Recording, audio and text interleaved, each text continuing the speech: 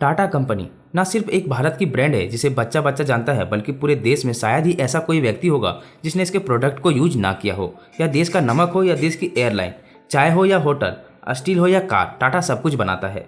या यूँ कहिए टाटा देश बनाता है। ये कहना गलत नहीं होगा दोस्तों। टाटा एक कंपनी नहीं बल्कि बहुत सारे कंपनियों की समूह है जो भारत के दूसरे सबसे अधिक रोजगार देने के काम करती है। दोस्तों रतन टाटा बाकी बिजनेसमैन अंबानी और अडानी से काफी अलग है। वो बिजनेसमैन नहीं बल्कि एक मैन्युफैक्चरर है जो भारत के वर्तमान और भविष्य दोनों को बना रहे हैं। दोस्तों रतन टाटा एक ऐसे उद्योगपति हैं जो भारतीयों के दिलों में राज करते हैं। बट ऐसा नहीं है कि सिर्फ ये रतन टाटा के लिए ही भाव है, ऐसा जे.आर.डी. टाटा के टाइम से चला आ रहा है। तो आइए जानते हैं टाटा की पूरी कहानी। दोस्तों टाटा की शुरुआत जमशेदजी टाटा ने की थी, जिसकी जन्म 1839 में एक पारसी परिवार में होता है। दोस्तों बात है 19वीं सदी की, जब जमशेदजी टाटा मुंबई के सबसे महंगे होटल में गए, लेकिन उनके रंग के चलते उनको होटल्स के अंदर जाने से मना कर दिया गया था। उसी समय जमशेदजी टाटा ने तय कर लिया कि वे भारतीयों के लिए इससे कई अच्छे होटल के तैयार करेंगे और 1907 में ताज होटल की निर्माण कराया गया, जो उस समय के सबसे लग्जरी होटल में से एक थी। दोस्तों रतन टाटा के साथ भी इसी प्रकार की घटना फोर्ड कंपनी के साथ हुई थी, तो उसके भी बारे में हम चर्चा करें अंत में, तो वीडियो को अंत तक जरूर देखें और चैनल में नए हैं तो चैनल को जरूर सब्सक्राइब करें।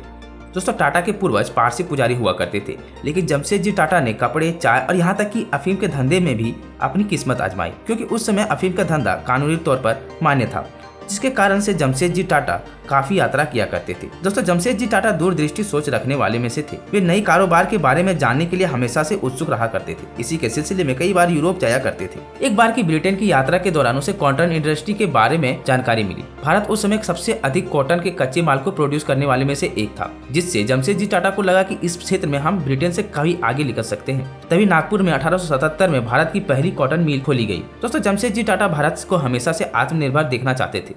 जी हाँ दोस्तों, आज हम जिस आत्मनिर्भर की बात कर रहे हैं उनकी नींव जमशेदजी टाटा ने ही रखी। यही स्वदेशी सपने में से एक सबसे बड़ा सपना था उनकी स्टील प्लांट की, जिसे जमशेदजी टाटा ने देखा था, लेकिन उनका यह सपना पूरा होने से पहले ही उनका निधन हो गया। मगर उनके सपने को उनके बेटे ने आकार दिया और 1907 में टाटा स्टील ने पहला उत्पादन अपना शुरू किया और भारत उस समय एशिया की पहली स्टील प्लांट बनाने वाला देश बन चुका था। दोस्तों जहां दुनिया भर के देशों में कर्मचारियों के लिए ना के बराबर योजनाएं हुआ करती थी, तभी टाटा कंपनी ने श्रमिकों के लिए योजनाएं शुरू कर दी, जिसमें से पेंशन से लेकर 8 घंटे की शिफ्ट हुआ करती थी। दोस्तों जमशेदजी टाटा का मानना था कि बिजनेस तभी आगे बढ़ेगा जब उसमें समाज के बड़े तबके की हिस्सेदारी होगी। दोस्तों टाटा फैमिली हमेशा से खुद को नहीं बल्कि देश को आगे रखा। उसी में से एक बेंगलुरु में इंडियन इंस्टीट्यूट ऑफ साइंस की स्थापना की, ताकि देश का विकास में योगदान देने के लिए इंजीनियर और साइंटिस्ट तैयार हो सके। जमशेदजी और उनके बेटों ने चैरिटेबल ट्रस्ट के हाथों अपनी कंपनी को सौंप दिया, जिसकी टाटा होल्डिंग कंपनी में टाटा सन्स में 66% की हिस्सेदारी है। वहीं परिवार के पास महज 3% की हिस्सेदारी है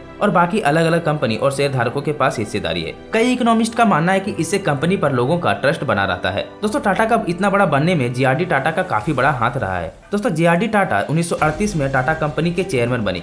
तब उनकी उम्र केवल 35 साल थी और लगभग 58 साल तक चेयरमैन बने रहे। दोस्तों जे.आर.डी. टाटा कभी भी उद्योगपति बनना नहीं चाहते थे। उनका हमेशा से पायलट बनने का सपना रहा था और भारत के वह पहले पायलट बने थे जिसने महज 2 सालों के अंदर भारत में एयर सर्विस की शुरुआत की और बाद में यही सर्विस एयर इंडिया के नाम से जानी जाने लगी। दोस्तों जैसे जैसे टेक्नोलॉजी का युग आया, जे.आर.डी. टाटा ने TCS की शुरुआत की, जो आज की टाटा कंपनी की सबसे मुनाफे वाली कंपनी है। यह कंपनी दुनिया भर के कंप्यूटर सॉफ्टवेयर की जरूरतों को पूरा करती है।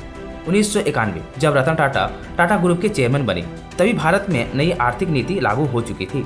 उसी समय रतन टाटा ने अपनी पाव पसारने का शुरू कर दिया। टाटा ग्रुप ने ब्रिटेन की टेटली को अधिग्रहण किया। इसके साथ ही यूरोप के सबसे बड़ी स्टील इंडस्ट्री कोरस का भी अधिग्रहण कर लिया। दोस्तों शुरुआती दिनों से ही रतन टाटा का रुझान ऑटो इंडस्ट्री की ओर हमेशा से रहा था, जिस कारण से टाटा मोटर्स में काफी एक्सपेरिमेंट किए गए, चाहे दुनिया की सबसे सस्ती कार नैनो बनानी हो या भारत की इंडिका। पर रतन टाटा की इन गाड़ियों का लोगों का इतना अच्छा रिस्पांस नहीं मिला। इस वजह से रतन टाटा ने कार बिजनेस को बेचने का फैसला किया और उस समय इस बिजनेस को खरीदने के लिए अमेरिका के कार निर्माता कंपनी फोर्ड ने दिलचस्पी दिखाई। डील फाइनल करने के लिए रतन टाटा को अमेरिका के फोर्ड हेडक्वार्टर में बुलाया गया। घंटों चली इस मीटिंग के दौरान फोर्ड कंपनी के मालिकों द्वारा रतन टाटा का काफी उपहास उड़ाया गया। फोर्ड कंपनी ने यहाँ तक कह दिया कि अगर आपको कार बनानी नहीं आती तो कार बनाते क्यों हो, और इसे यह दिखाना चाह रहे थे कि टाटा मोटर्स खरीद कर हम इस पर एहसान कर रहे हैं। लेकिन रतन टाटा ने यह डील कैंसिल कर दी और फिर भारत आकर टाटा मोटर्स पर फिर से काम करना शुरू कर दिया। फिर 2008 के आर्थिक मंदी के कारण फोर्ड मोटर्स को काफी नुकसान झेलना पड़ा, जिस कारण फोर्ड ने जैगुआर और लैंड रोवर को बेचने का फैसला किया और उस समय रतन टाटा ने इसे खरीद कर अपने अपमान का बड़े अनोखे ढंग से बदला लिया। दोस्तों आपको यह वीडियो अच्छी लगी तो वीडियो को लाइक और चैनल को जरूर सब्सक्राइब करें। धन्यवाद आप सभी का। जय हिंद।